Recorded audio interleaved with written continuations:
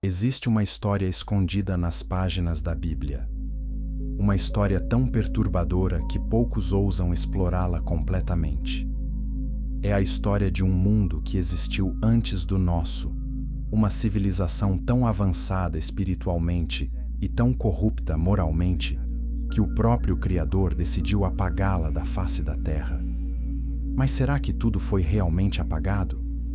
Ou existem segredos que sobreviveram às águas do dilúvio, esperando o momento certo para ressurgir?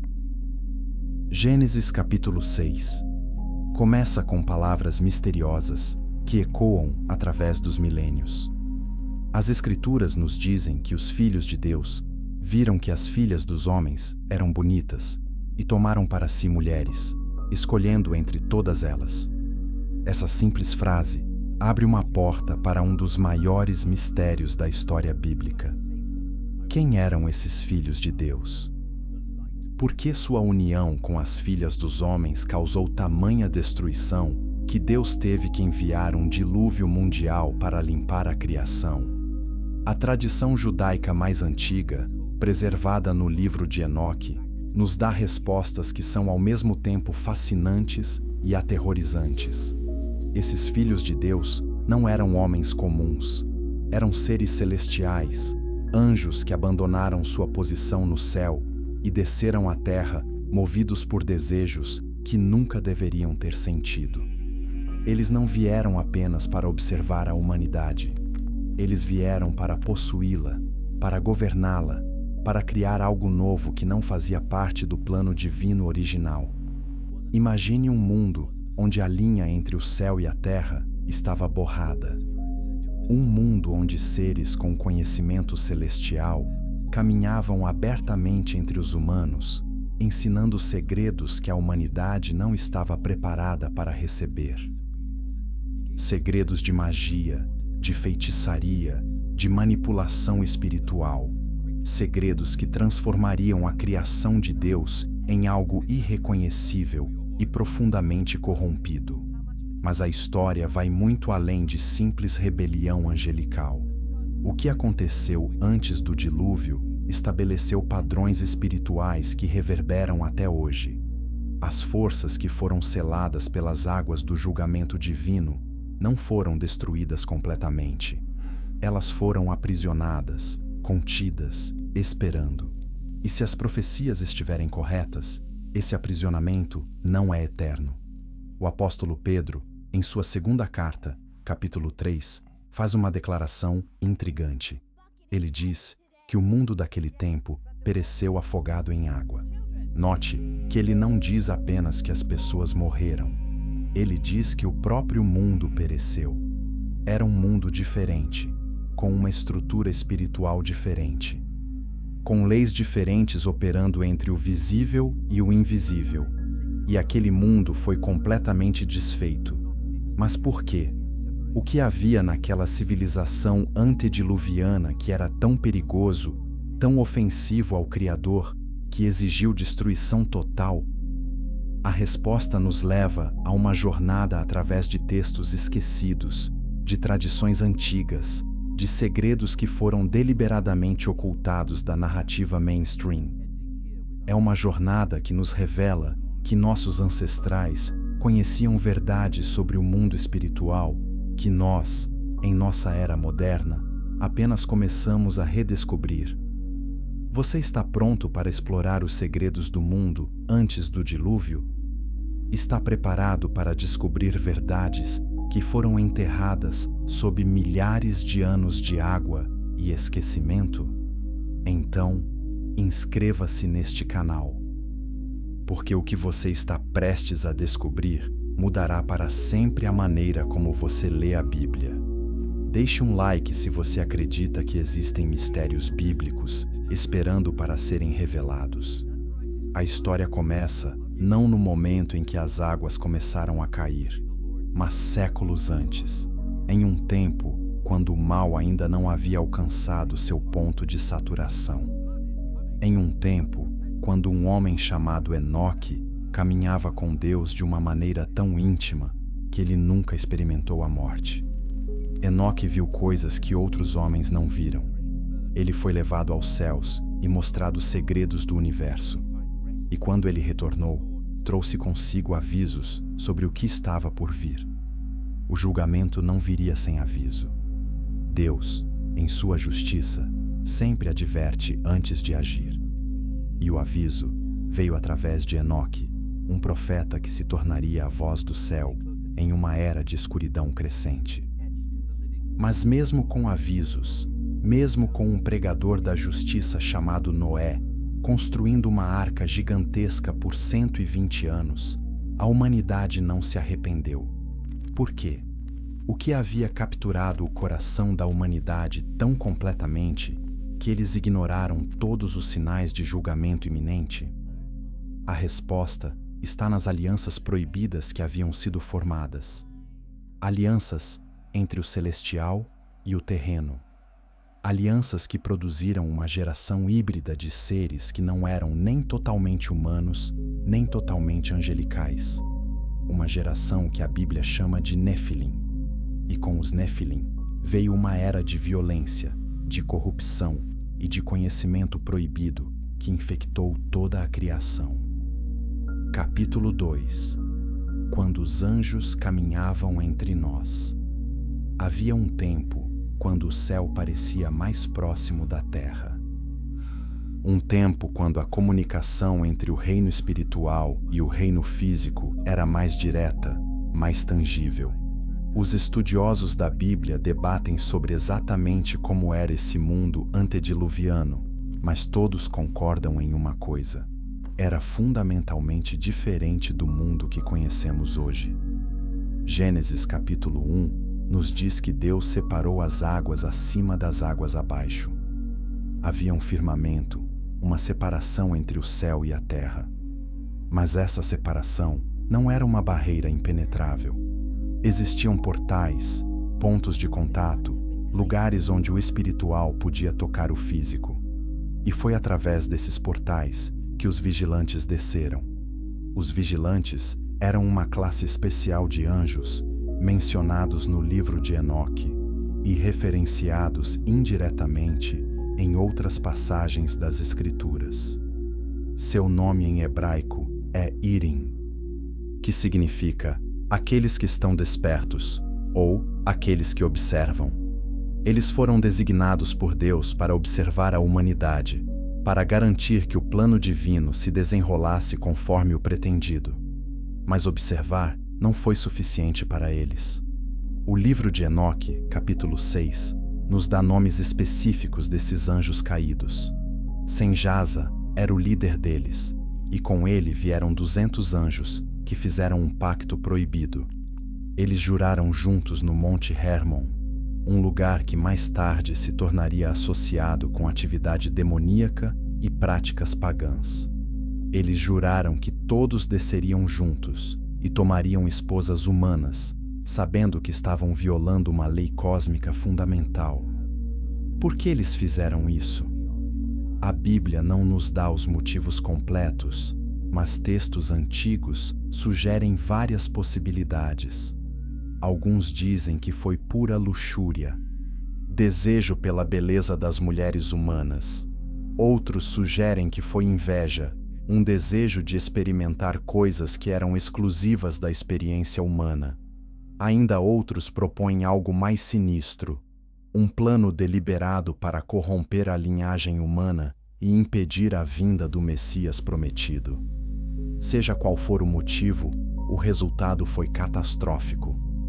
Quando seres celestiais se uniram com mulheres humanas, algo aconteceu que não deveria ter sido possível. Nasceram filhos dessa união. Mas esses não eram filhos normais.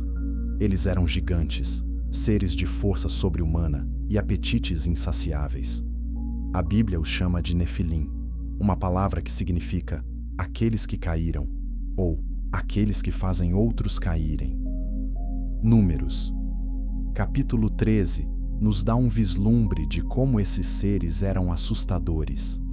Quando os espias israelitas exploraram a terra de Canaã, eles encontraram descendentes dos Nefilim e relataram: éramos como gafanhotos aos nossos próprios olhos, e assim éramos aos olhos deles. Imagine homens tão grandes que guerreiros treinados se sentiam como insetos na presença deles. Mas o perigo dos Nefilim não era apenas seu tamanho físico. Eles carregavam conhecimento espiritual de seus pais angelicais. Eles sabiam coisas sobre o universo que os humanos normais não deveriam saber. E eles usavam esse conhecimento não para o bem, mas para dominar, oprimir e corromper. O livro de Enoque descreve como os vigilantes ensinaram à humanidade artes proibidas. Azazel, um dos líderes dos anjos caídos, ensinou aos homens como fazer espadas, facas, escudos e armaduras. Ele ensinou às mulheres sobre cosméticos e joias, não por vaidade simples, mas como parte de rituais de sedução e manipulação espiritual. Outros anjos ensinaram feitiçaria, encantamentos, astrologia e a arte de cortar raízes para poções mágicas. Esse conhecimento transformou a sociedade humana. De repente, havia armas mais mortais, conflitos mais sangrentos e práticas espirituais que abriam portais para entidades demoníacas. A violência se espalhou pela terra como uma praga.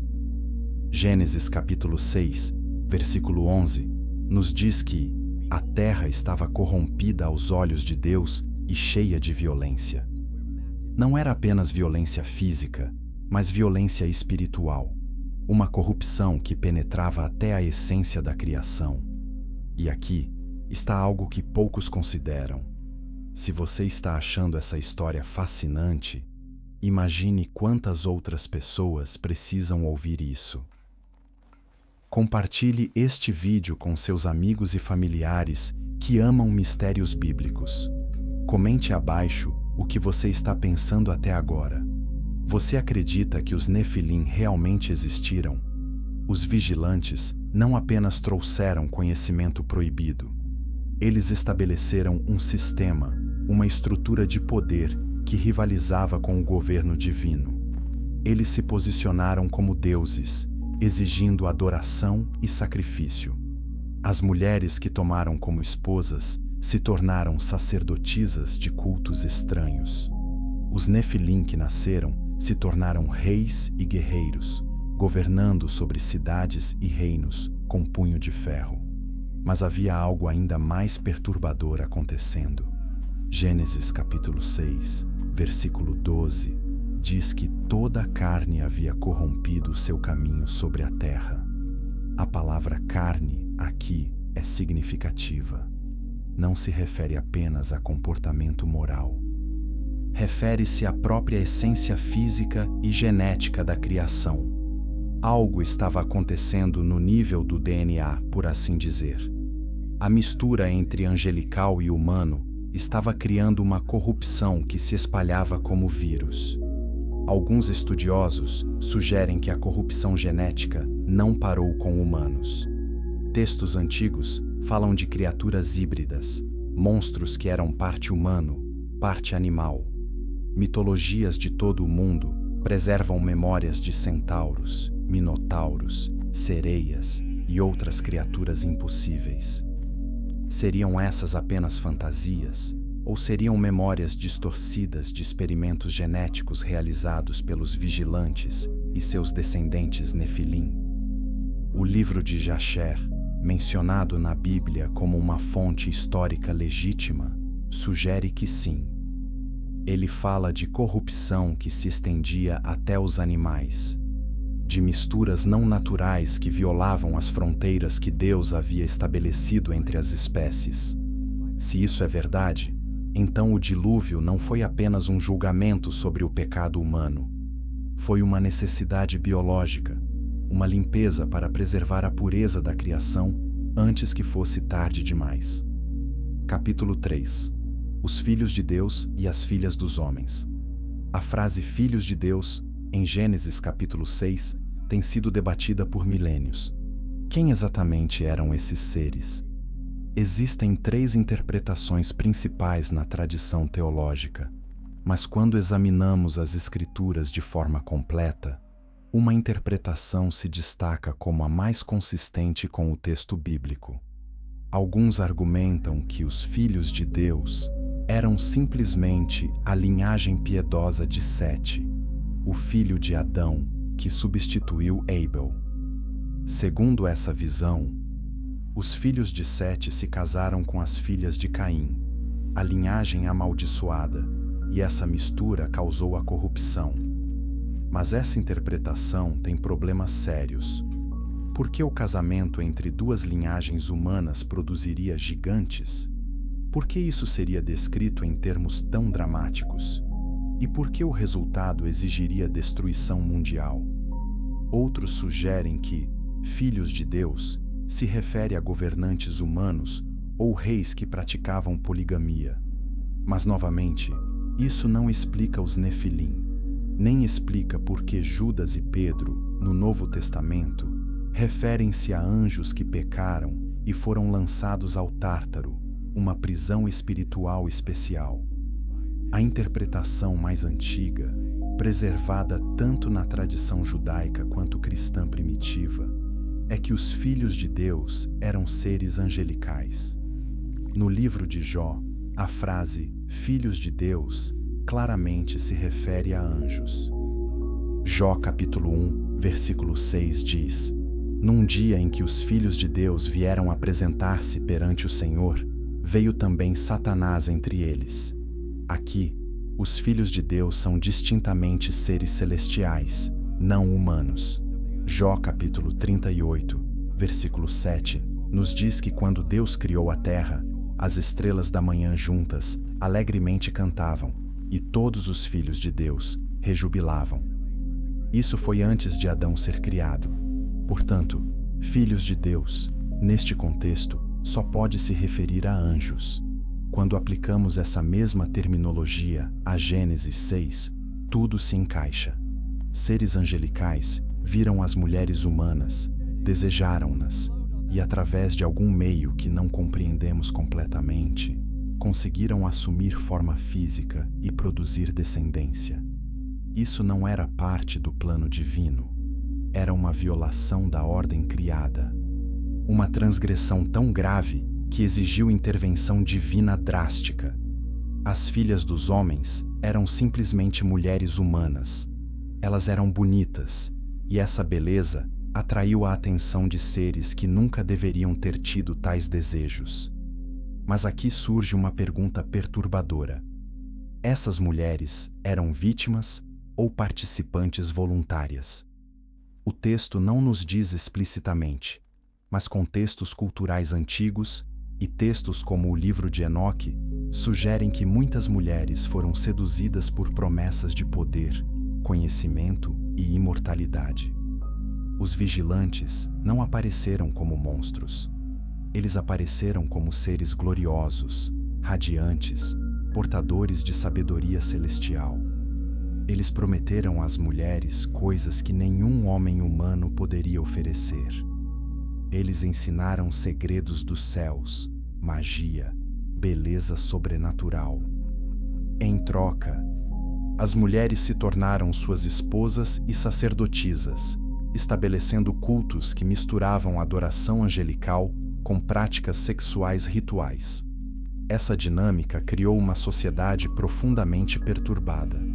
Imagine um mundo onde mulheres humanas eram disputadas não apenas por homens, mas por seres angelicais, onde a beleza se tornava um portal para poder espiritual, mas também para a corrupção, onde famílias eram destruídas por alianças com o sobrenatural, onde crianças nasciam que eram mais fortes, mais inteligentes e mais cruéis que qualquer ser humano normal. Os Nefilim que nasceram dessas uniões cresceram para se tornar os homens poderosos de antigamente, homens de renome, mencionados em Gênesis 6, versículo 4. Eles eram heróis na percepção da cultura corrompida daquele tempo. Eles eram admirados, temidos e adorados. Mas aos olhos de Deus, eles eram abominações, criaturas híbridas que não deveriam existir. E aqui está algo que vai fazer você pensar.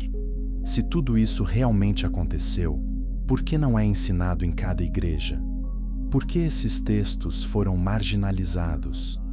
Comente abaixo se você acha que existem verdades bíblicas que foram deliberadamente escondidas. E se você está apreciando essa exploração profunda das Escrituras, deixe um like para que mais pessoas possam descobrir esses mistérios. A corrupção das filhas dos homens não era apenas física ou sexual, era espiritual. Quando uma mulher humana se unia a um ser angelical, algo acontecia em um nível que transcendia o mero ato físico. Havia uma transferência de essência espiritual, uma contaminação que afetava não apenas a mulher, mas sua descendência por gerações. O livro de Enoque descreve como essas mulheres gritavam e clamavam quando percebiam a verdadeira natureza do que havia acontecido. Seus filhos Nefilim cresciam a taxas alarmantes, desenvolvendo apetites insaciáveis. Eles consumiam toda a comida disponível e depois começaram a devorar os próprios humanos. O texto diz que o sangue clamava da terra, ecoando o sangue de Abel que clamou a Deus depois que Caim o assassinou. Mas enquanto o sangue de Abel clamava por justiça, o sangue das vítimas dos Nefilim clamava por julgamento sobre um sistema inteiro. Não era apenas um homem pecando contra outro. Era uma estrutura completa de maldade, uma civilização construída sobre fundações de rebelião celestial e corrupção humana. E essa civilização estava se espalhando, crescendo, ameaçando consumir tudo. Gênesis capítulo 6, versículo 3, registra uma declaração profética de Deus: não contenderá o meu espírito para sempre com o homem. Havia um limite para a paciência divina. Havia um ponto além do qual a corrupção não poderia ser permitida a continuar. E esse ponto estava se aproximando rapidamente. Mas antes do julgamento vir, antes das águas começarem a cair, houve avisos. Houve vozes clamando no deserto espiritual daquela era. E a mais importante dessas vozes pertencia a um homem que andava tão perto de Deus que ele transcendeu a morte. Seu nome era Enoque, e sua história é uma das mais fascinantes e menos compreendidas de toda a Bíblia. Capítulo 4. O nascimento dos Nefilim. Quando os Nefilim nasceram, o mundo mudou para sempre. Essas não eram crianças normais chorando em berços. Eram criaturas que cresciam com velocidade alarmante, desenvolvendo força e tamanho que desafiavam todas as leis naturais. O livro de Enoque nos dá detalhes perturbadores sobre o que acontecia quando um Nefilim vinha ao mundo. As mães humanas sofriam terrivelmente durante a gravidez. Seus corpos não foram projetados para carregar seres de origem híbrida. Muitas morriam no parto.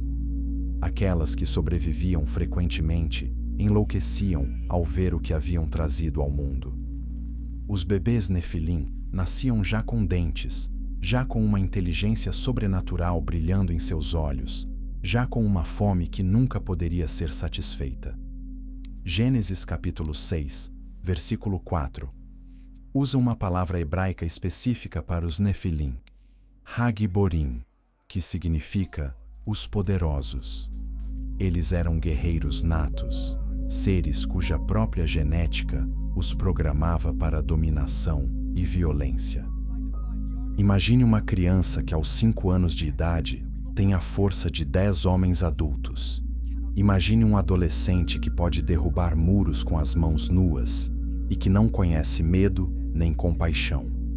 Esses eram os Nefilim, e eles não permaneciam crianças por muito tempo. Textos antigos sugerem que eles amadureciam em questão de anos, não décadas. Aos 10 anos de idade, um Nefilim já era mais forte que qualquer guerreiro humano. Aos 20, era praticamente invencível.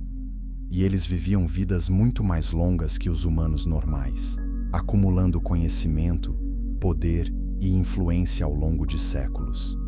Mas sua força física era apenas parte do problema. Os Nefilim herdaram conhecimento espiritual de seus pais angelicais. Eles sabiam coisas sobre o universo que nem mesmo os humanos mais sábios compreendiam. Eles podiam ver parcialmente no reino espiritual. Eles podiam invocar entidades demoníacas. Eles podiam realizar feitos que pareciam mágica, mas que eram, na verdade, manipulação de leis espirituais. O resultado foi uma nova classe dominante na Terra. Os Nefilim se tornaram reis, generais, sacerdotes de religiões escuras. Eles construíram cidades fortificadas, onde governavam sobre populações humanas aterrorizadas. Eles estabeleceram dinastias que se espalhavam por continentes, e em cada lugar onde estabeleciam seu domínio, levavam consigo práticas que corrompiam tudo ao redor. Uma das coisas mais perturbadoras sobre os Nefilim era seu apetite. O livro de Enoque descreve como eles consumiam tudo. Primeiro, comiam toda a comida que os humanos produziam. Quando isso não era suficiente, começavam a devorar os animais. E quando os animais se esgotavam, voltavam-se para os próprios humanos, praticando canibalismo em uma escala que é difícil de imaginar. Isso não era apenas fome física, era uma fome espiritual, um vazio que nunca podia ser preenchido. Os Nefilim eram seres que não deveriam existir, criaturas que violavam a ordem natural.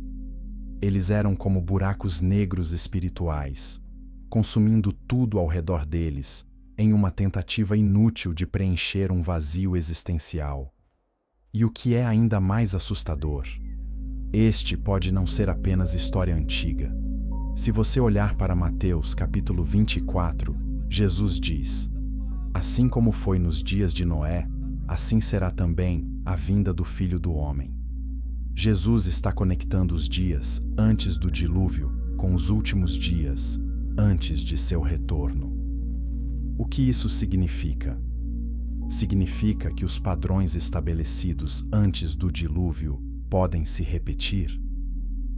Se inscreva no canal para não perder nossa próxima exploração sobre profecias do fim dos tempos que ninguém está discutindo. Os Nefilim também eram chamados de Giborim, em hebraico, uma palavra que aparece repetidamente no Antigo Testamento para descrever guerreiros poderosos. Nimrod, mencionado em Gênesis capítulo 10, é chamado de Gibor, um poderoso caçador diante do Senhor. Muitos estudiosos acreditam que Nimrod era um Nefilim pós-diluviano ou carregava a genética Nefilim, o que explicaria sua habilidade de unir as pessoas para construir a Torre de Babel em desafio a Deus. Golias, o gigante que Davi enfrentou, era claramente um descendente dos Nefilim. 1 Samuel, capítulo 17, nos diz que ele tinha mais de 9 pés de altura e usava uma armadura que pesava mais de 125 libras. Seu escudo era tão grande que precisava de outro homem apenas para carregá-lo. E ele não estava sozinho. 2 Samuel, capítulo 21, menciona outros gigantes, incluindo um que tinha 6 dedos em cada mão e 6 dedos em cada pé. Esses gigantes pós-diluvianos eram evidência de que algo sobreviveu ao julgamento das águas. Mas como? Se o dilúvio destruiu toda a carne, exceto aqueles na arca, como os Nefilim reapareceram? Existem várias teorias. Alguns sugerem que a corrupção genética passou através de uma das esposas dos filhos de Noé. Outros propõem que os anjos caídos repetiram seu pecado original após o dilúvio. Ainda outros acreditam que demônios, os espíritos desencarnados dos Nefilim originais, encontraram maneiras de influenciar a genética humana. Qualquer que seja a explicação, o fato permanece. Os Nefilim não desapareceram completamente. Suas linhagens continuaram, embora em formas diminuídas. E isso levanta uma questão perturbadora. Se eles sobreviveram ao dilúvio, que outras coisas do mundo antediluviano sobreviveram? Que conhecimentos foram preservados? Que práticas espirituais foram passadas adiante em segredo? A Bíblia nos diz que Noé foi escolhido porque era perfeito em suas gerações. A palavra hebraica usada aqui é tamim, que se refere à integridade genética, não apenas moralidade. Noé tinha uma linhagem pura, não corrompida pelas misturas proibidas. Ele era o último homem na Terra, cuja genealogia remontava diretamente a Adão, sem contaminação Néfilim. E foi por isso que Deus o escolheu para preservar a raça humana. Mas mesmo na família de Noé, havia complexidades. Cam, um de seus filhos, fez algo após o dilúvio que resultou em uma maldição sobre seu filho Canaã. O que exatamente Cam fez é debatido, mas muitos estudiosos antigos acreditavam que estava relacionado a práticas sexuais depravadas que eram comuns no mundo antediluviano. A maldição sobre Canaã pode ter reativado traços nefilim dormentes, o que explicaria por que os cananeus mais tarde eram conhecidos por gigantes como os Anaquins e os Refaíns.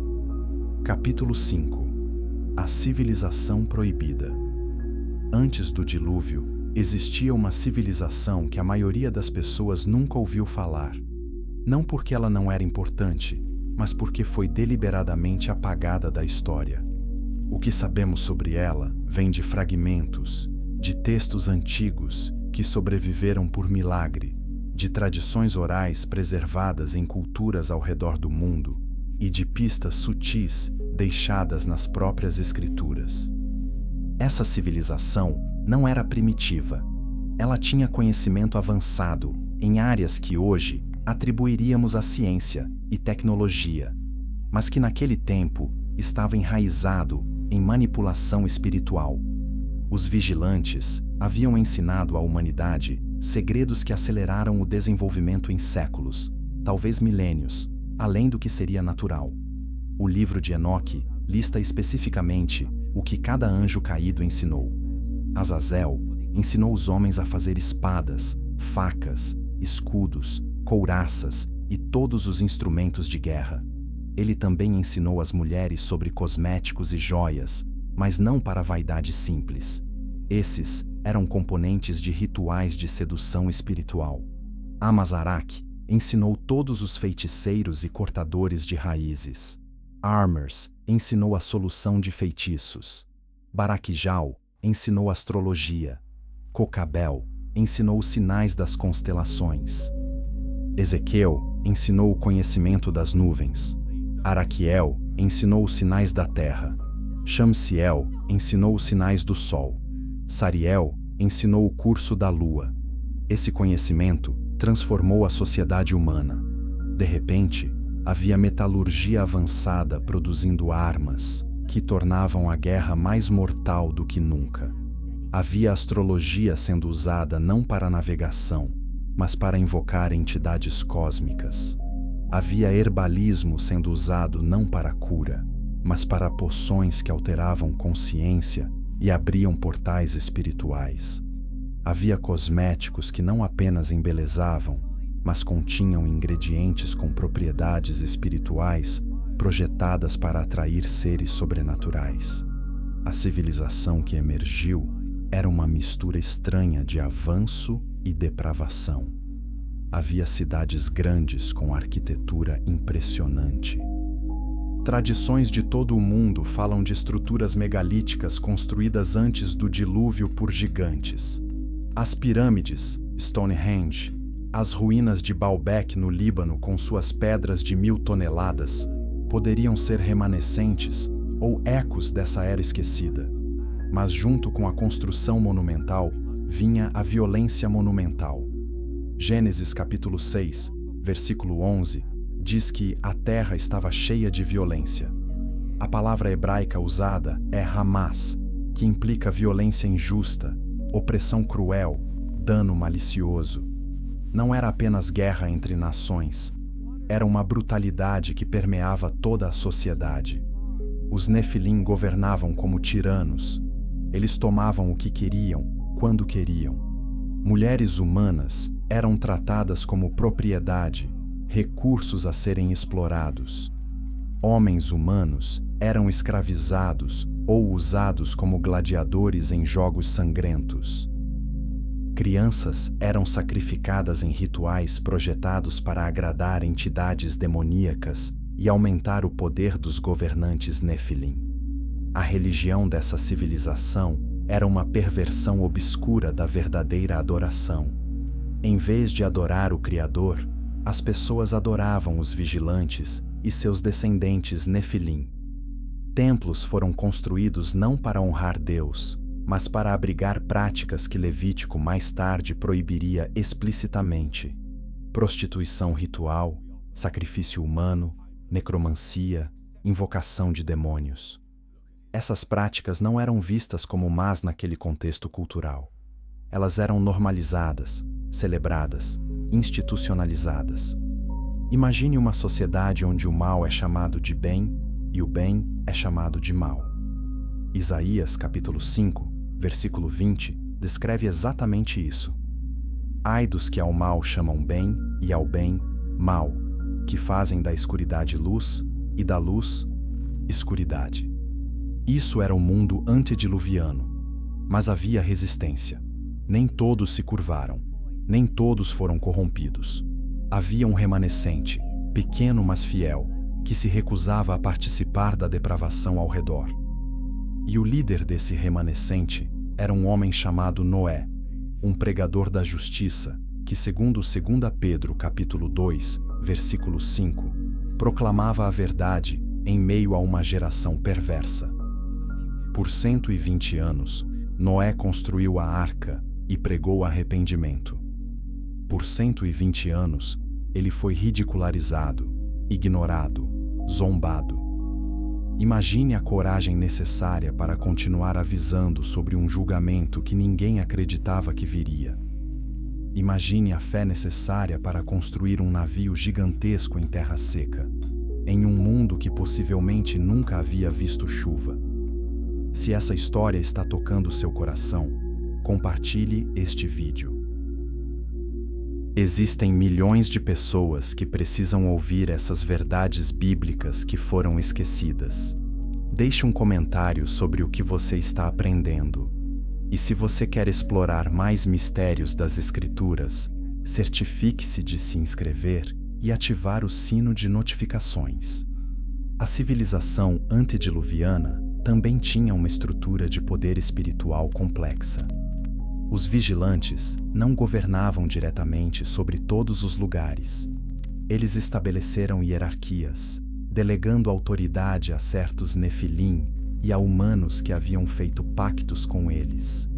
Havia sacerdotes que mediavam entre os vigilantes e as massas.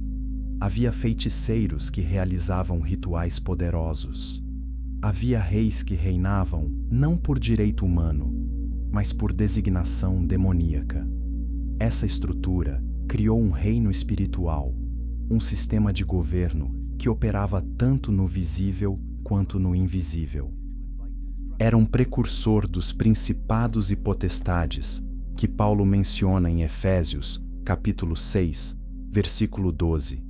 E quando o dilúvio veio, esse reino foi julgado, mas foi completamente destruído ou apenas forçado à clandestinidade, esperando o momento de ressurgir sob novas formas. Capítulo 6. Enoque, o mensageiro do juízo. No meio da escuridão crescente do mundo antediluviano, uma luz brilhava. Seu nome era Enoque, e ele era diferente de qualquer outro homem de sua geração. Gênesis capítulo 5, versículo 24, simplesmente afirma: andou Enoque com Deus, e não se viu mais, porquanto Deus o tomou. Essas poucas palavras escondem uma das histórias mais extraordinárias da Bíblia. Enoque viveu 365 anos, um número simbolicamente significativo que corresponde aos dias do ano solar. Durante sua vida, Ele teve uma comunhão com Deus tão íntima que transcendeu a própria morte. Ele não experimentou a morte como outros homens. Em vez disso, foi transladado, levado diretamente à presença de Deus enquanto ainda estava vivo. Hebreus capítulo 11, versículo 5, confirma: pela fé, Enoque foi trasladado para não ver a morte e não foi achado, porque Deus o trasladara. Mas o que fez Enoque tão especial? Por que Deus escolheu levá-lo desta maneira única? A resposta está em seu papel como profeta e mensageiro em uma era de rebelião celestial. Enoque não apenas andou com Deus em meio a uma geração perversa. Ele foi levado aos céus e mostrado os segredos do universo. Ele viu o trono de Deus. Ele viu anjos obedientes adorando. Ele viu os lugares de tormento preparados para os rebeldes. E ele foi encarregado de entregar uma mensagem aos vigilantes que haviam caído. O livro de Enoque preserva essa mensagem em detalhes vívidos. Depois que os vigilantes desceram e começaram a corromper a humanidade, depois que os Nefilim nasceram e começaram a devorar a terra, os anjos fiéis levaram as súplicas das vítimas humanas diante de Deus. Miguel, Uriel, Rafael e Gabriel trouxeram o clamor da terra perante o trono celestial. A resposta de Deus foi rápida e definitiva. Ele instruiu os arcanjos sobre como lidar com cada aspecto da rebelião. Uriel foi enviado para avisar Noé sobre o dilúvio vindouro e instruí-lo a construir a arca. Rafael foi enviado para amarrar Azazel, um dos líderes dos vigilantes, e lançá-lo em um deserto de pedras afiadas, onde permaneceria em escuridão até o dia do julgamento final. Gabriel foi enviado para destruir os Nefilim, causando-os a lutar entre si até que se destruíssem mutuamente.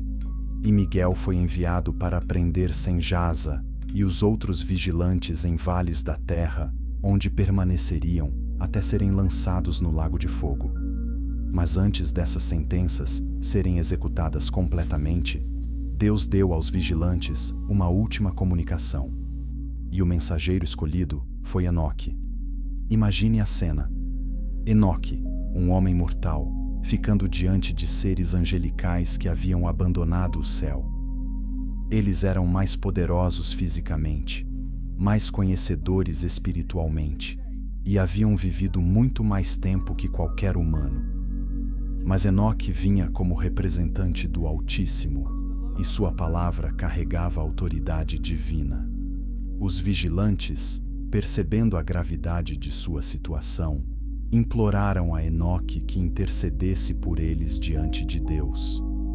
Eles pediram que ele escrevesse uma petição em seu nome, rogando por misericórdia e perdão. O livro de Enoque descreve como Enoque escreveu a petição e depois foi levado em visão até a presença de Deus. Ele esperava que talvez houvesse esperança, que talvez Deus mostrasse misericórdia. Mas a resposta que ele recebeu foi aterrorizante. Deus disse a Enoque que fosse e declarasse aos vigilantes: vocês deveriam interceder pelos homens, não os homens por vocês.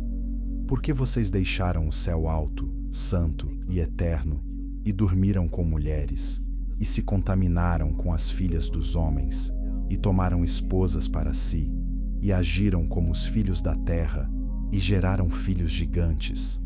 Vocês não terão paz, nem remissão de pecado.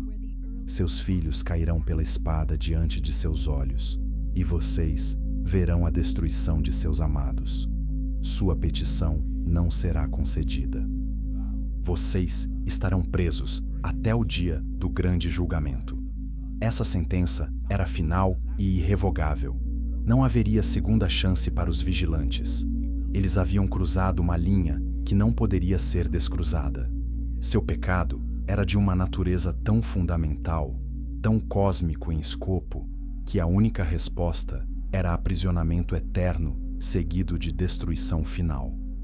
Enoque, então, retornou com essa mensagem terrível. E aqui está algo profundo para pensar. Enoque foi escolhido não apenas para entregar julgamento, mas para preservar o registro. O livro que leva seu nome é um dos textos mais antigos conhecidos pela humanidade. Embora não seja parte do cânon bíblico protestante, é citado no Novo Testamento. Judas, versículos 14 e 15, citam diretamente do livro de Enoque, confirmando sua validade como profecia. Se você está fascinado por esses textos antigos que iluminam as Escrituras, deixe um like neste vídeo e comente abaixo. Você acha que mais livros deveriam ter sido incluídos na Bíblia? É uma conversa que precisamos ter como comunidade de fé. A mensagem de Enoque não era apenas sobre julgamento passado, era também profética sobre julgamento futuro. Judas nos diz que Enoque profetizou: Eis que é vindo o Senhor com milhares de seus santos, para fazer juízo contra todos e condenar dentre eles todos os ímpios, por todas as suas obras de impiedade que impiamente cometeram, e por todas as duras palavras que ímpios pecadores disseram contra ele. Essa profecia tinha um cumprimento parcial no dilúvio, mas seu cumprimento final aguarda o retorno de Cristo. O julgamento que começou no mundo antediluviano continua através da história e culminará no dia em que todo joelho se dobrará e toda língua confessará que Jesus Cristo é Senhor. Enoque também deixou instruções para a humanidade pós-diluviana. Ele preservou conhecimento sobre o calendário solar, sobre as estações, sobre a ordem criada. Mas ele fez isso de uma maneira que honrava a Deus, não através de manipulação espiritual como os vigilantes haviam feito. Ele mostrou que conhecimento em si não é mau. É o uso do conhecimento que determina se ele traz vida ou morte. Depois de cumprir sua missão, Enoque foi levado para nunca mais ser visto, mas seu legado permaneceu. Seu neto Noé carregaria a tocha da justiça através do dilúvio. Sua mensagem seria preservada e eventualmente encontraria seu caminho nas mãos de buscadores da verdade milênios depois. E seu exemplo de caminhar com Deus em meio a uma geração perversa continua a inspirar crentes até hoje. Capítulo 7. Os segredos da Arca de Noé. A Arca de Noé é uma das imagens mais icônicas de toda a Bíblia. Mas há muito mais nessa estrutura do que uma simples história de animais entrando 2 a 2. Quando examinamos os detalhes que Deus deu a Noé, descobrimos que a arca era um projeto de engenharia impressionante, um símbolo espiritual profundo e, possivelmente, um repositório de conhecimento que precisava ser preservado através do julgamento. Gênesis capítulo 6 dá especificações precisas. A arca deveria ter 300 côvados de comprimento, 50 côvados de largura e 30 côvados de altura. Convertendo para medidas modernas, isso significa aproximadamente 137 metros de comprimento, 23 metros de largura e 14 metros de altura. Para colocar isso em perspectiva, a arca era do tamanho de um moderno navio de carga, grande o suficiente para carregar milhares de animais mais suprimentos para um ano. Mas por que essas dimensões específicas? Engenheiros navais modernos que estudaram o design da arca descobriram que essas proporções são ideais para estabilidade em águas agitadas. A razão de comprimento para a largura de 6:1 é quase idêntica ao que navios modernos usam para máxima estabilidade. A arca não precisava navegar ou manobrar. Ela só precisava flutuar e permanecer estável. E o design que Deus deu a Noé era perfeito para exatamente isso. A arca tinha 3 níveis. Isso não era apenas para espaço. O número 3 tem significado bíblico profundo. representa completude e divindade. Havia 3 níveis, correspondendo talvez às 3 dimensões do ser humano: corpo, alma e espírito, ou aos 3 céus mencionados nas Escrituras, ou a Trindade Pai, Filho e Espírito Santo. Deus instruiu Noé a cobrir a arca por dentro e por fora com betume. A palavra hebraica usada é kafar, que significa cobrir ou expiar. É a mesma raiz da palavra usada para expiação no sistema sacrificial levítico.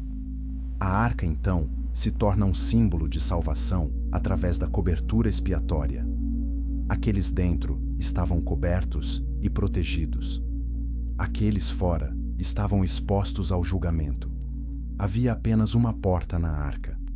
Jesus disse em João capítulo 10, versículo 9: Eu sou a porta. Se alguém entrar por mim, salvar-se-á. A arca, com sua única porta, apontava para a única maneira de salvação. E, significativamente, foi Deus quem fechou a porta depois que Noé e sua família entraram. Gênesis capítulo 7, versículo 16 diz: E o Senhor fechou a porta após ele. Uma vez que Deus fecha a porta do julgamento, ninguém pode abri-la. Mas o que exatamente foi preservado na arca? Obviamente, animais e pessoas. Mas alguns estudiosos sugerem que Noé também trouxe sementes de plantas, manuscritos de conhecimento pré-diluviano que era legítimo e não corrompido, talvez até artefatos do Jardim do Éden. A Bíblia não nos dá um inventário completo, mas diz que Noé levou tudo que Deus comandou. Aqui está algo fascinante. Se você está se perguntando sobre como todos esses animais caberiam, a resposta envolve entender que Noé não precisava levar cada espécie, apenas cada tipo. O termo hebraico min se refere a grupos básicos dos quais a variedade moderna descendeu. Por exemplo, ele não precisava de poodles, pastores alemães e chihuahuas. Ele precisava do tipo cachorro do qual todas as raças modernas descenderam. Quando você calcula dessa maneira, o espaço na arca era mais do que adequado. E aqui está uma pergunta que vai fazer você pensar. Se a arca preservou a vida física através do julgamento, o que está preservando a vida espiritual através dos julgamentos de hoje? Comente suas reflexões abaixo. E se este ensino está abençoando você, compartilhe com alguém que precisa ouvir essas verdades. A arca também pode ter sido um repositório de conhecimento. Noé veio de uma linhagem de homens justos que preservaram a verdade. Adão havia repassado conhecimento a Sete, Sete a Enos, Enos a Cainã. A linhagem continuou através de homens que andavam com Deus. Enoque, que foi levado antes do dilúvio, certamente havia deixado registros. É possível que Noé trouxe na arca escritos que documentavam a história desde a criação, incluindo avisos sobre o que não deveria ser repetido.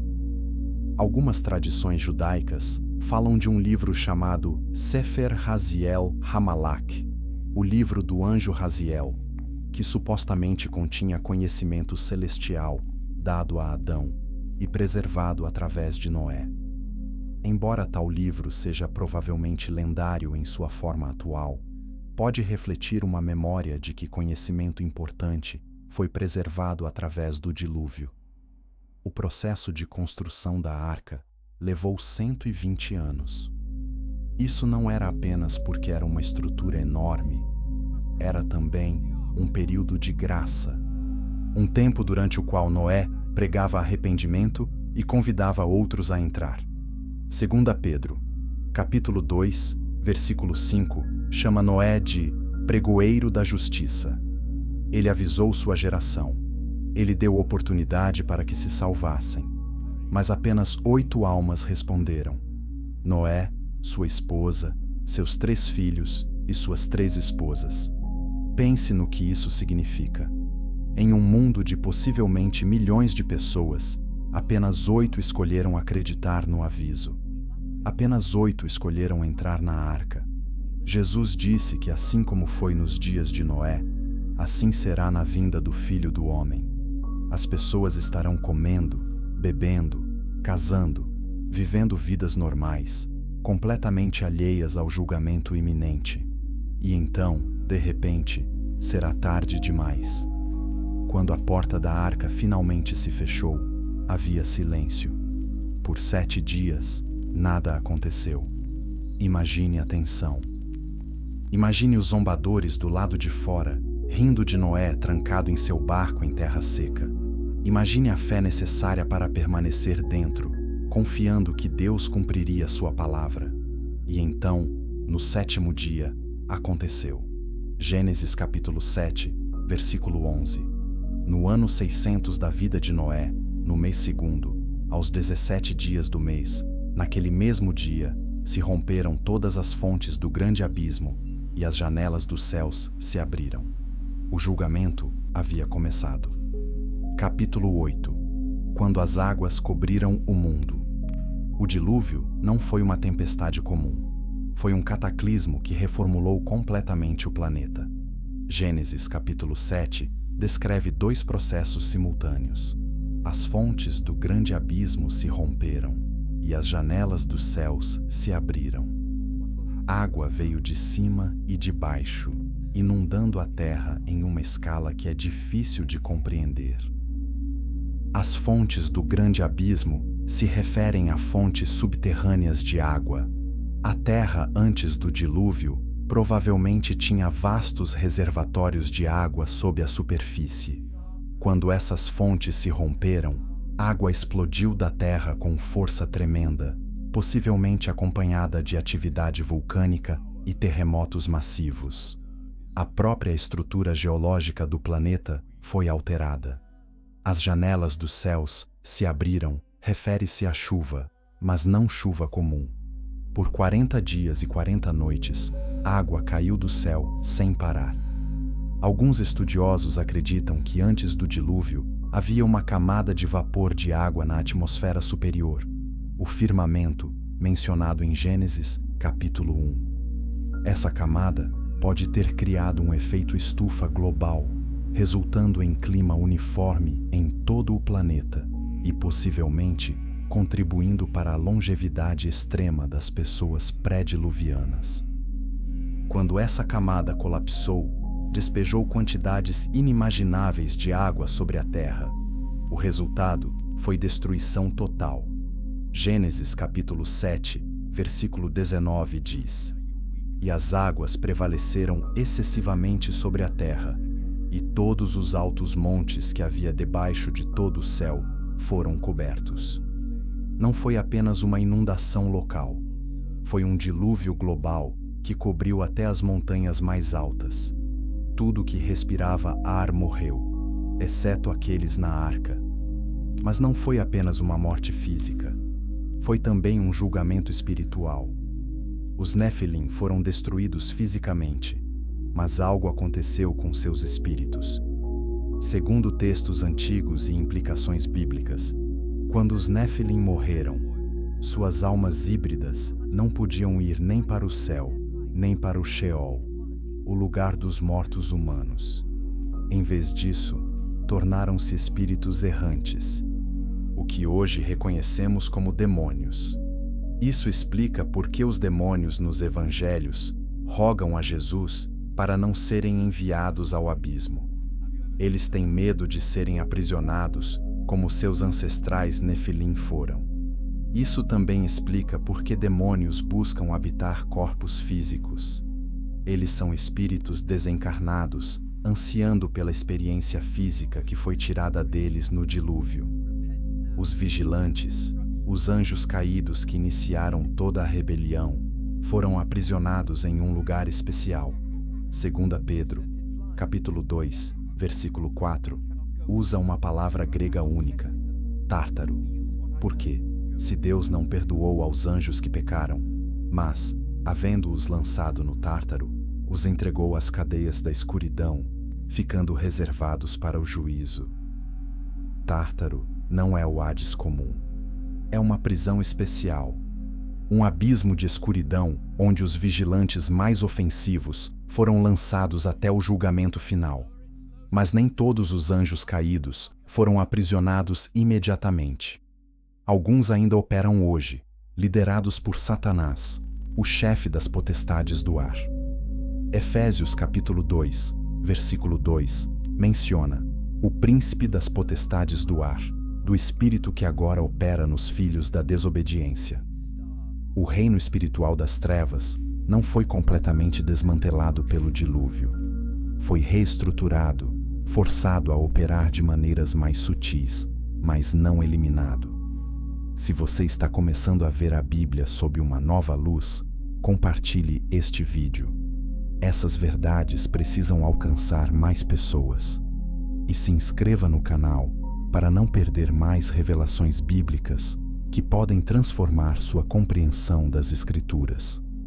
As águas prevaleceram sobre a terra por 150 dias. Imagine 5 meses flutuando em uma arca cercada por nada além de água em todas as direções, sem terra à vista, sem saber se você veria a terra novamente, apenas confiando que Deus, que fechou a porta, também a abriria no tempo certo. Durante esse tempo, tudo que representava o mundo antigo estava sendo apagado. Cidades construídas pelos Nefilim foram submersas. Templos dedicados à adoração perversa foram enterrados sob sedimentos. Estruturas que exibiam o orgulho humano e demoníaco foram reduzidas a escombros subaquáticos. Era um recomeço completo, um reset global. Mas Deus não esqueceu de Noé. Gênesis capítulo 8, versículo 1 diz: "E lembrou-se Deus de Noé." Isso não significa que Deus havia esquecido. Significa que chegou o tempo de Deus agir em favor de Noé. Deus fez um vento passar sobre a terra e as águas começaram a diminuir. As fontes do abismo foram fechadas e a chuva dos céus cessou. Lentamente, gradualmente, a terra começou a reaparecer. Os topos das montanhas se tornaram visíveis primeiro. A arca pousou nas montanhas de Ararat, na região que hoje é a Turquia. E depois de esperar mais, Noé enviou um corvo e depois uma pomba para testar se a terra estava seca. A pomba retornou com uma folha de oliveira, sinalizando que nova vida estava brotando. Finalmente, mais de 1 ano depois de entrarem na arca, Deus disse a Noé: "Sai da arca." E quando eles saíram, era um mundo completamente diferente. O clima havia mudado.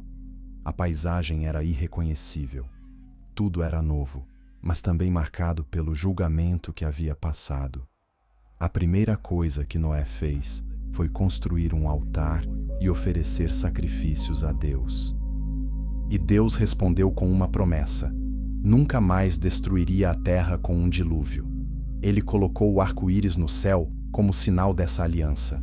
Mas observe, Deus prometeu não destruir com água. Ele não prometeu não destruir. 2 Pedro, capítulo 3, nos diz que o próximo julgamento será com fogo. Capítulo 9. Os anjos selados nas profundezas. O dilúvio não apenas destruiu vida física, ele reconfigurou o mapa espiritual da terra.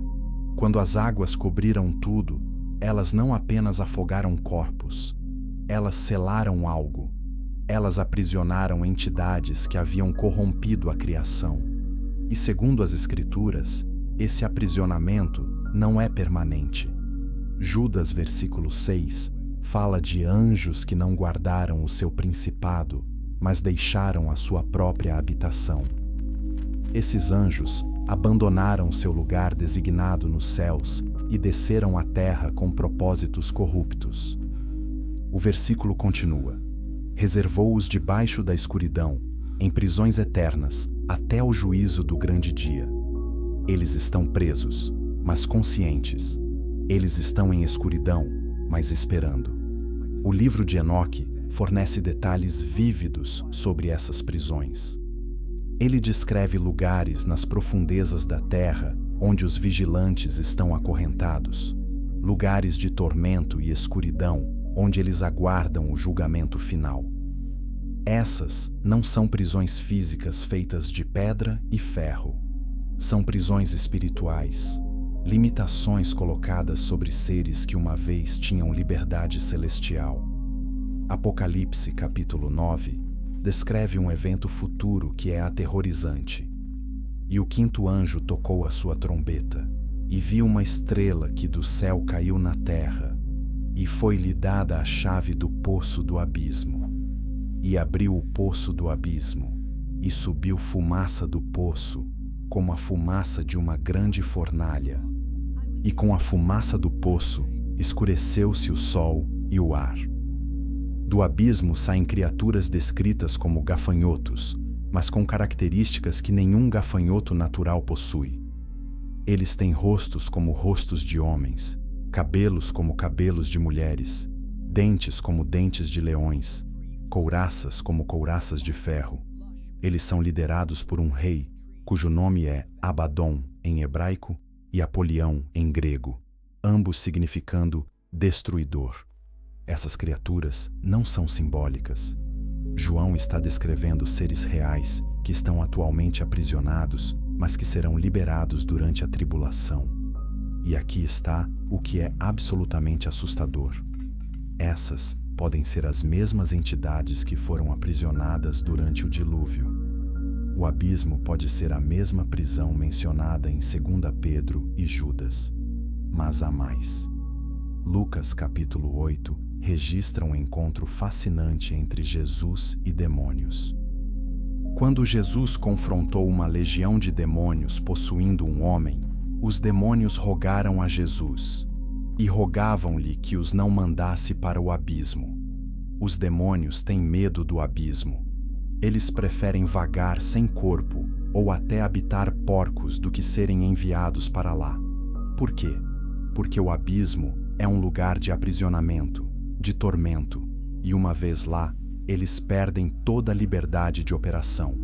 Isso revela algo importante sobre a hierarquia demoníaca.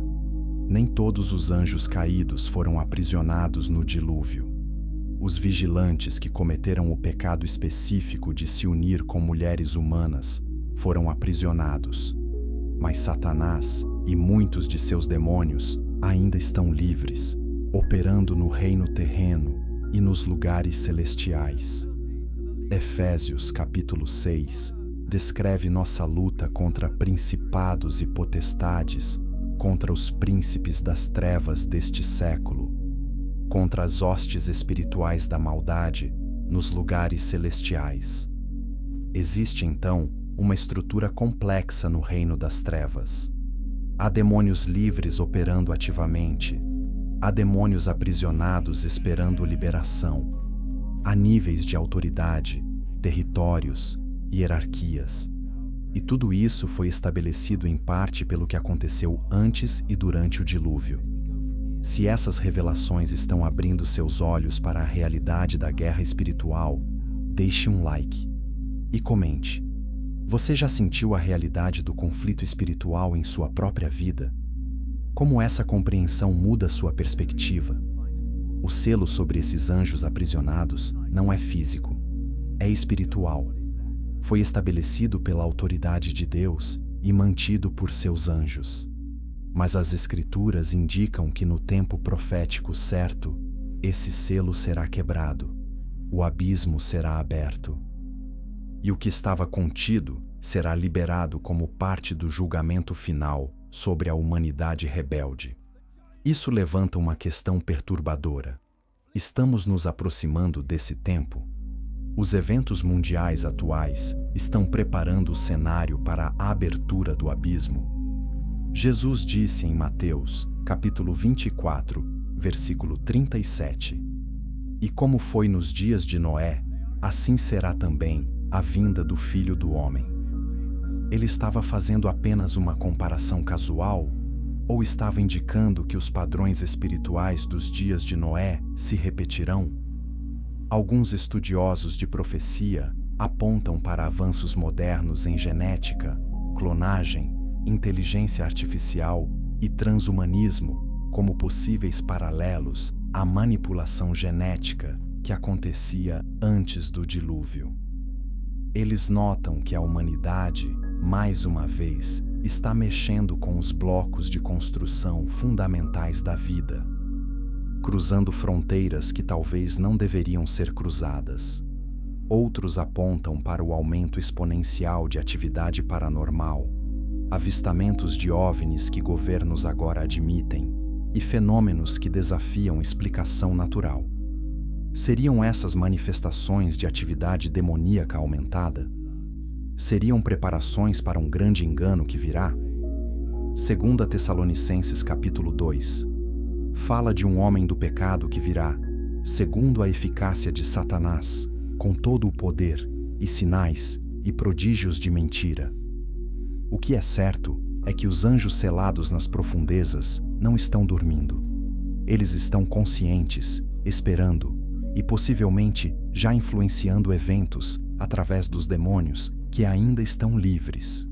E quando seu tempo de liberação chegar, o mundo verá novamente o tipo de manifestação sobrenatural que não tem sido visto desde antes do dilúvio.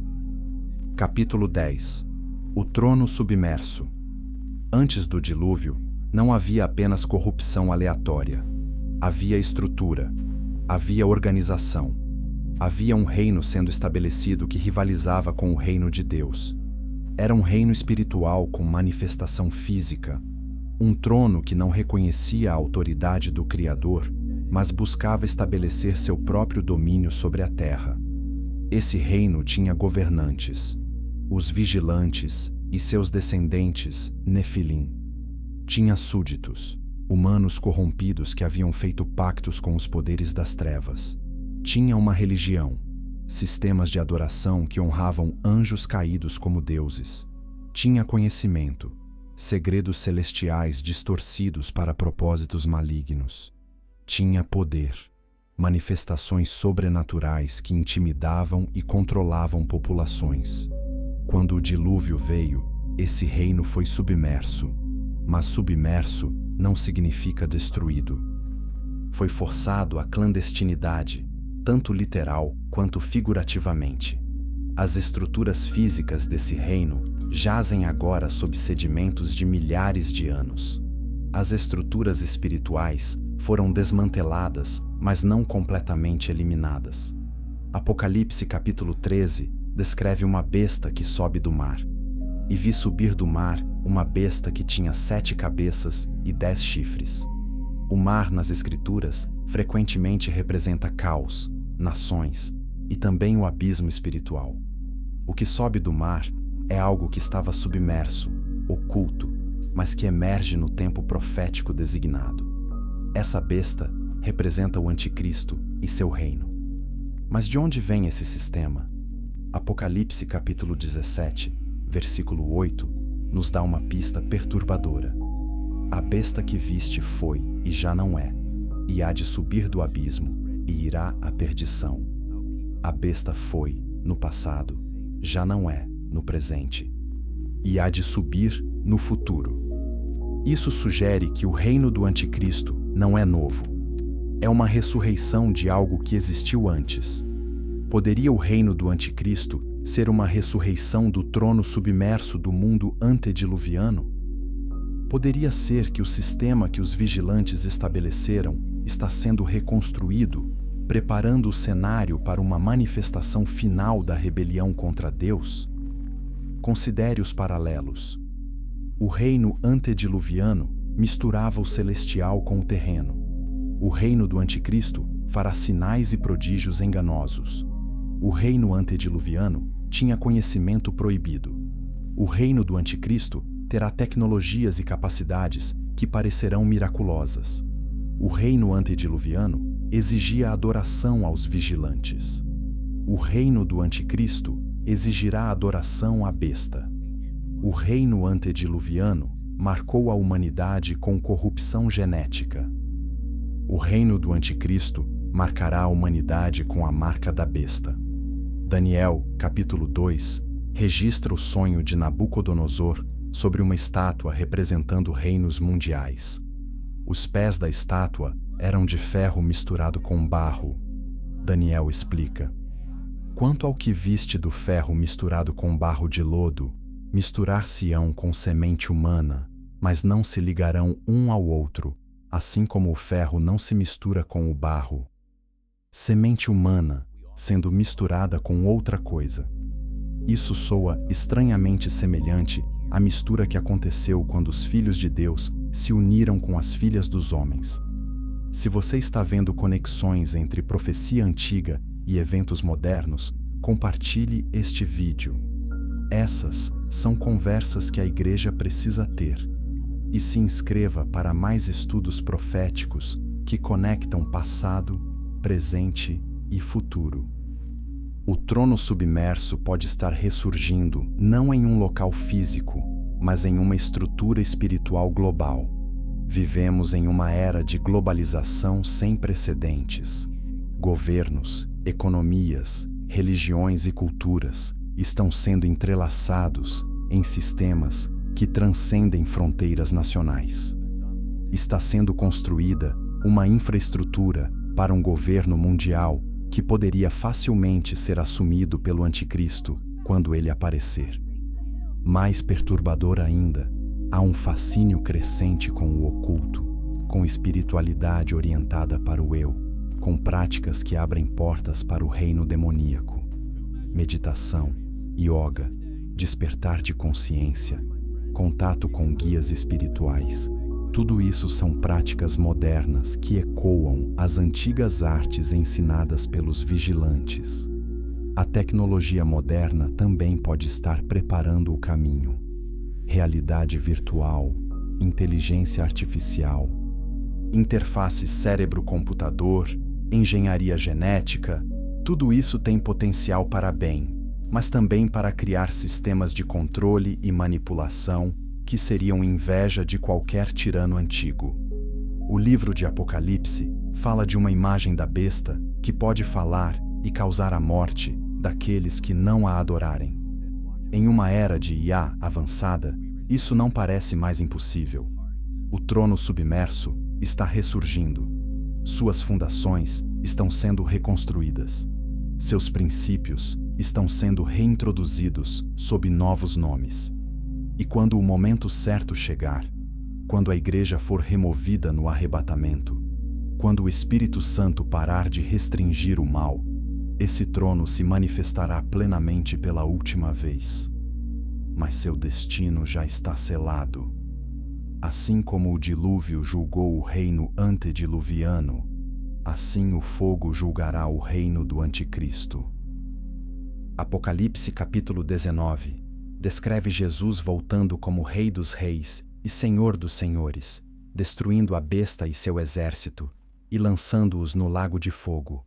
O trono submerso emergirá apenas para ser destruído eternamente. Capítulo 11 Ecos do mundo antigo. Embora o dilúvio tenha destruído o mundo antediluviano, ecos daquele mundo persistem. Eles aparecem em mitologias de culturas ao redor do globo. Eles aparecem em estruturas megalíticas que desafiam explicação. Eles aparecem em práticas ocultas, transmitidas secretamente através das gerações. E eles aparecem em nossa própria genética, pois descendemos de Noé, que viveu naquele mundo. Quase toda a cultura antiga tem uma história de dilúvio. Os sumérios têm a epopeia de Gilgamesh. Os gregos têm a história de Deucalião e Pirra. Os hindus têm a história de Manu. Os nativos americanos têm múltiplas tradições de dilúvio. Os chineses têm registros de uma grande inundação. Essas não são coincidências. São memórias culturais de um evento real que afetou toda a humanidade. Essas histórias também preservam memórias dos Néfilim, embora sob nomes diferentes. Os gregos falavam de titãs, seres gigantescos que guerrearam contra os deuses do Olimpo. Os nórdicos falavam de jotuns, gigantes que viviam em reinos separados dos humanos. Os hindus falavam de asuras, seres poderosos em conflito constante com os devas. Todas essas são ecos dos Nefilim e da guerra cósmica que precedeu o dilúvio. Estruturas megalíticas ao redor do mundo levantam questões sobre quem as construiu e como. As pirâmides do Egito, Stonehenge na Inglaterra, Baalbek no Líbano com suas pedras de mais de 1.000 toneladas, Machu Picchu no Peru, Nanmadol na Micronésia, todas essas estruturas foram construídas com técnicas que estudiosos modernos têm dificuldade em explicar. Poderia alguma dessas estruturas datar de antes do dilúvio? Ou foram construídas imediatamente após, por descendentes de Noé, que ainda possuíam conhecimento tecnológico do mundo antigo? Ou foram construídas por Nefilim, pós-diluvianos, que herdaram força sobre-humana de seus ancestrais? A Bíblia não responde a essas questões diretamente, mas elas intrigam qualquer um que estuda história antiga com mente aberta. Práticas ocultas modernas têm raízes que remontam ao conhecimento proibido ensinado pelos vigilantes. Astrologia, comunicação com espíritos, feitiçaria, alquimia, todas essas eram artes que o livro de Enoque diz que os anjos caídos ensinaram à humanidade. Levítico e Deuteronômio proíbem repetidamente essas práticas, não porque são falsas ou ineficazes, mas porque são reais e perigosas. Elas abrem portas para entidades demoníacas. Sociedades secretas ao longo da história alegaram preservar conhecimento antigo. Maçons, Rosacruzes, cabalistas e outros grupos esotéricos falam de sabedoria que remonta aos tempos antediluvianos. Embora muito do que eles ensinam é místico e simbólico, pode haver um núcleo de verdade. Conhecimento realmente foi preservado através do dilúvio, mas não o tipo de conhecimento que leva à vida. É conhecimento que leva à mesma corrupção que causou o dilúvio em primeiro lugar. Se essas conexões estão fazendo você ver a história humana de uma nova perspectiva, deixe um like e comente. Você acha que o conhecimento antigo pode ser perigoso? Por quê ou por que não? Vamos ter essa conversa importante.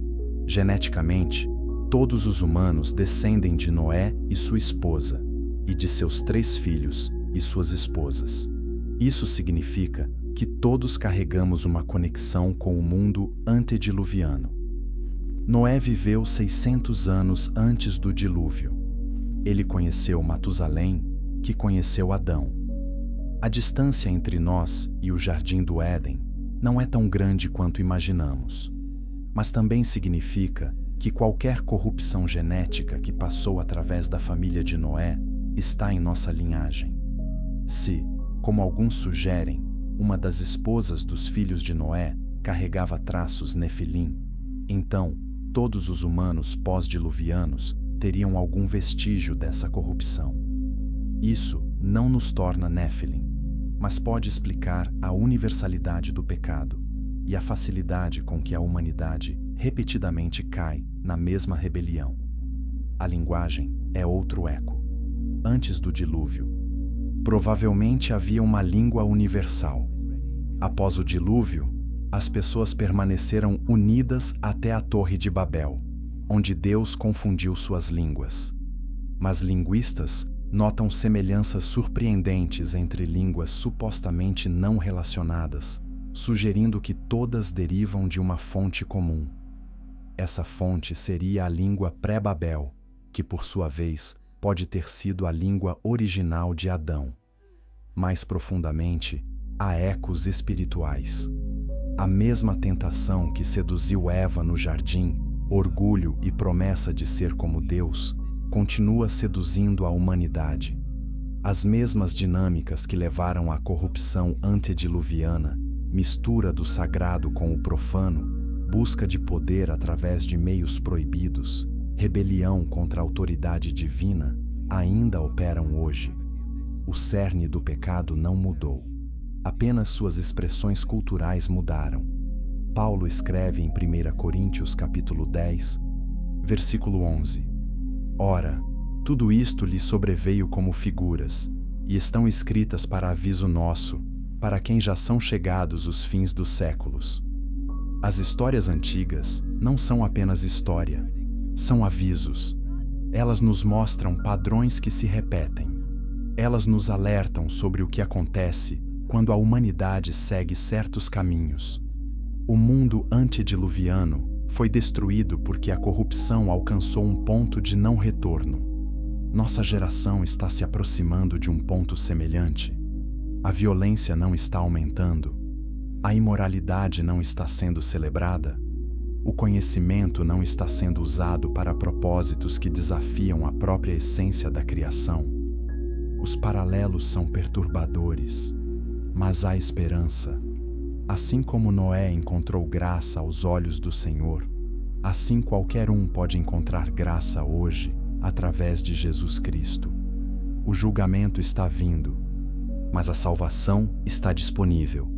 A porta da arca moderna, que é Cristo, ainda está aberta, mas não ficará aberta para sempre. Capítulo 12. O que está por vir. Passamos por uma jornada através de um dos períodos mais misteriosos e perturbadores da história bíblica. Vimos como seres celestiais se rebelaram, como eles corromperam a humanidade, como seus descendentes gigantes aterrorizaram a terra, e como Deus julgou aquela civilização com um dilúvio global. Mas a pergunta que permanece é: o que isso significa para nós hoje? Jesus fez uma declaração profética em Mateus capítulo 24, versículos 37 a 39. E como foi nos dias de Noé, assim será também a vinda do Filho do Homem.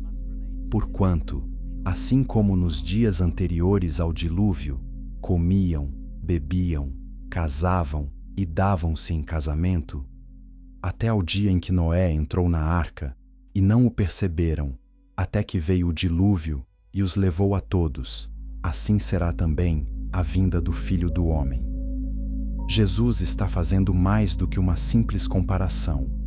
Ele está dizendo que os padrões dos dias de Noé se repetirão antes de seu retorno. A humanidade estará tão absorta em atividades normais da vida que ignorará os sinais do julgamento iminente. Mas há camadas mais profundas nessa profecia. Se os dias de Noé foram caracterizados por intervenção sobrenatural de seres angelicais, por corrupção genética, por violência extrema e por rebelião espiritual organizada, então devemos esperar ver elementos similares antes do retorno de Cristo. E quando olhamos ao nosso redor, é difícil não ver paralelos perturbadores. A violência está aumentando globalmente. Guerras, terrorismo, tiroteios em massa, violência doméstica, tráfico humano, todas essas formas de violência estão se intensificando. A depravação moral está sendo não apenas praticada, mas celebrada e normalizada. Práticas que qualquer sociedade sã consideraria perversas estão sendo defendidas como direitos humanos. A manipulação genética está avançando em ritmo alarmante. Edição de genes, CRISPR, bebês projetados, híbridos humano-animal para pesquisa, clonagem, tudo isso está acontecendo agora. A humanidade está novamente mexendo com os blocos fundamentais da vida, cruzando fronteiras que a ética tradicional considerava invioláveis. A atividade sobrenatural está aumentando. Relatos de encontros demoníacos estão se multiplicando. Governos estão admitindo fenômenos aéreos não identificados que desafiam física conhecida. O ocultismo está saindo das sombras e entrando na cultura mainstream através de entretenimento, práticas de bem-estar e até educação. Mais significativamente, há um movimento em direção a um governo global, uma economia global, uma religião global. Apocalipse descreve um sistema no fim dos tempos onde o anticristo terá autoridade sobre toda tribo, língua e nação.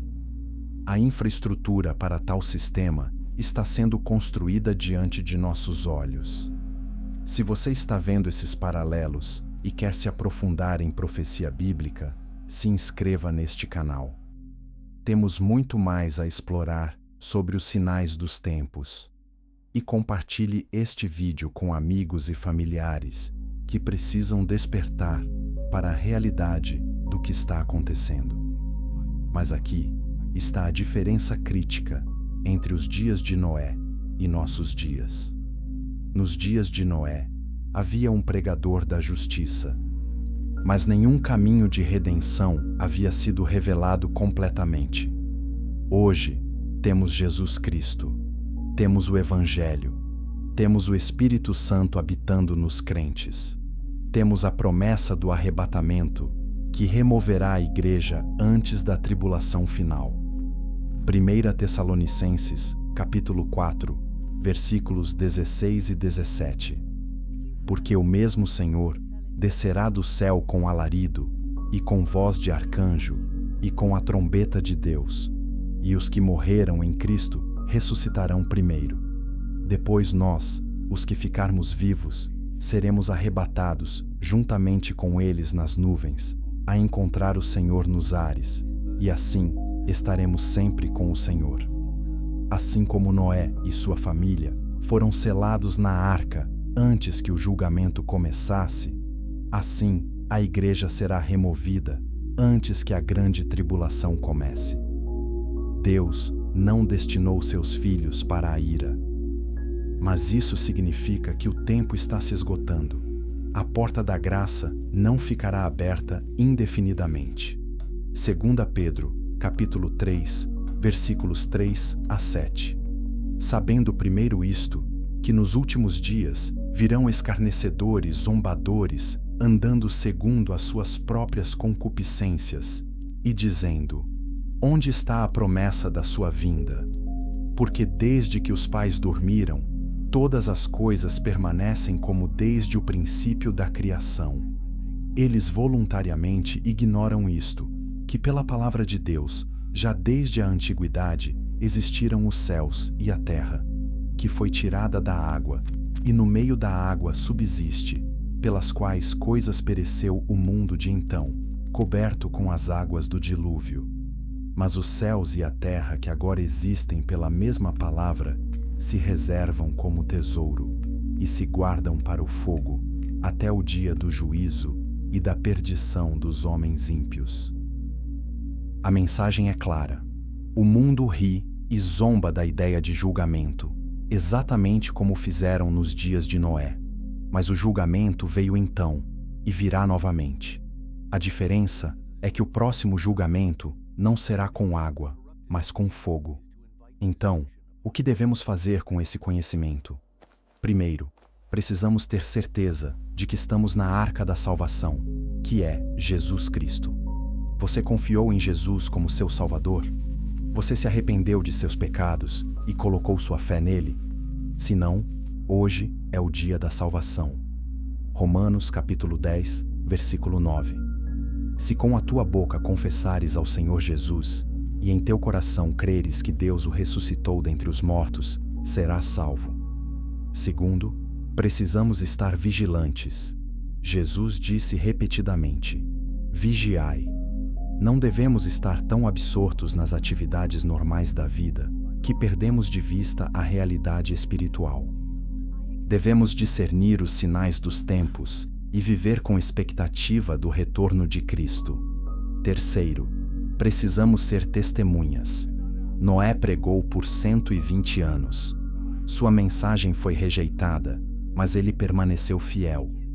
Nós também devemos proclamar o Evangelho, avisar sobre o julgamento vindouro e convidar outros para a salvação enquanto ainda há tempo.